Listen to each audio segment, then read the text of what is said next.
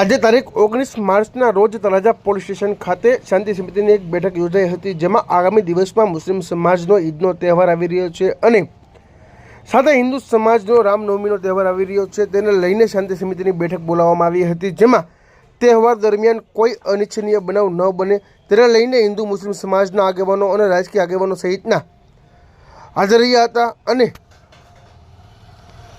Talaja police સ્ટેશનના police અધિકારી ખાંભલા સાહેબ દ્વારા તમામને સૂચન કરવામાં આવ્યું હતું કે તમામ લોકોએ તહેવારને ભાઈચારા સાથે ઉજવવો, કોઈ પણ અનિચ્છનીય બનાવ ન બને તેની ખાસ કાળજી રાખવા જણાવ્યું હતું।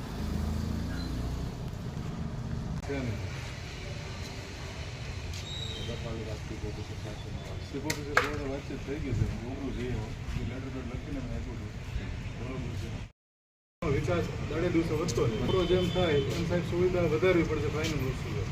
કારણ કે સોસાયટી વિસ્તારથી માંડી ગોપનાથ રોડથી માંડી લીલીવા રોડ આ બધા વિસ્તારની અંદર 80% કામગીરી તમારી હળવી થતી એમના માટે જો નેત્રમ તળાજાને મળે તો મારી એક ચેમ્બરના પ્રેસિડેન્ટ તરીકે એક વિનંતી છે કે હકીકતમાં તળાજાને અત્યારે જરૂરિયાત નેત્રમ